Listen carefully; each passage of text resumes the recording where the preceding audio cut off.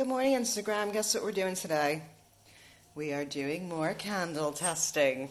Um, the last ones I did, if you recall, I used wood wicks, and I was really happy with the burn of the wood wicks. So I've cracked that. I'm going to try to crack the color today. So I've got a couple of empty candle jars. I thought on this one, what I might do is try to do a black candle, because why not? We've got the mica dyes. I think there's a black in here somewhere.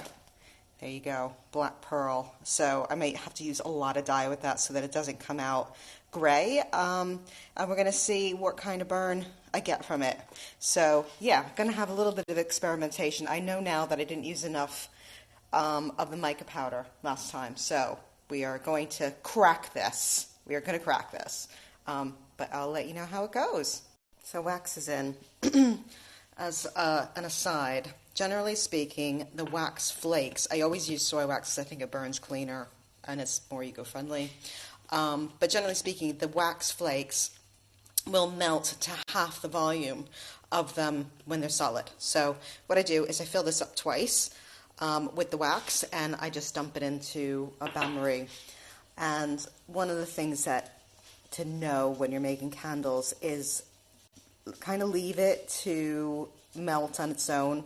I tend not to play with the wax too much because you just get a better burn from that. So yeah, so we're just gonna let this melt on its own.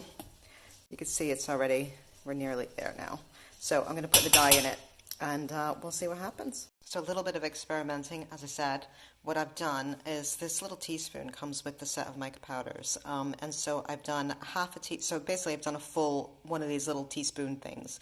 And I did half of the light pink and half of the wine red because this is a little bit too bright for me, and that's a little bit too dark. So I thought the combination of those two might be pretty. And this is what it looks like while it's still liquid. I mean, that's gorgeous, but it won't come out that color. It'll be a lot lighter than that once it's done. But look how pretty all that pearlescent is. It is really, really pretty, just like that. But yeah, we're going to see what it looks like once it dries and see how mixing the powders works. Right, we're on candle number 2. I did 1.5 teaspoons. These little tiny teaspoons. They're not a teaspoon. I don't know what they are. They're probably about 10 grams or something. So I did 1.5 of these and half of this. So I've done 2 spoons in the next one. That's looking very pretty though. So we'll see.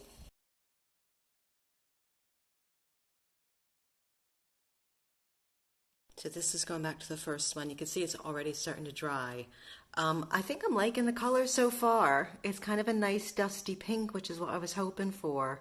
So that's good. Happy about that. And that's the other one, which we still need to wait for it to harden. But you can see on the bottom, the color is just starting to come through. I've had a lot of people asking me about fragrance. So just as an aside, this is just experimenting. So every element that you do when you're making candles has an effect on the burn quality. This is why sometimes when you get candles, you get like pooling in the middle, and there's just nothing you can do to solve that problem. But it's usually 3 to 4 different factors. Actually, there's multiple factors, but one of those factors is fragrance. So your fragrance is going to have an effect, depending on the type of fragrance that you use, it's going to have an effect on the burn. So I'm just trying to eliminate elements that I don't need to worry about at this moment in time. So once I know that I've got the wick correct, the wax correct, and the mica powder correct, and once all those burn cleanly and beautifully, then I'll add the fragrance. So it's all experimenting. Right, I'm going to try the black candle now. I've done 3.5 teaspoons of these little spoons. I said 10 grams before. That was way overestimated. I don't actually have a clue how much those are, but it's about the size of a thumbnail, maybe smaller. But this is what I'm using. It's called Black Pearl. And I've done my dye. I'm just waiting for my water to heat back up. And then hopefully I can do a black candle in, and it might look really sexy and really cool. We're going to find out. This looks like molten lead. How weird is that?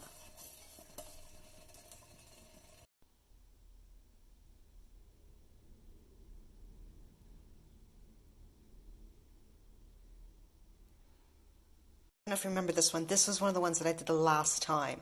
So I only used a half a teaspoon of the mica powder in this one.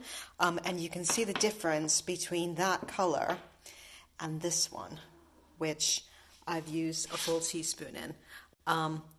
It's much softer because I've mixed the two colors together. It's not fully dry yet, but this will give you a really good idea of the finished color.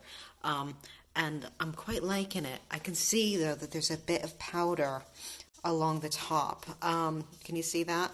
Which means I didn't mix it well enough in the first go, which I had a feeling I might not have. So I tried to do a better job of mixing with this one. So this is the second one I did. This was two teaspoons, I think it was, of two different. Was it the pearl? Yeah, it was the gold, purple, and the copper. I'm quite liking that color as well because it's like a nice, soft, dusty lilac. So that's good. But yeah, you can see the difference between that, not enough mica powder. That one, I didn't mix well enough, but the color is good. And this one, I mixed better.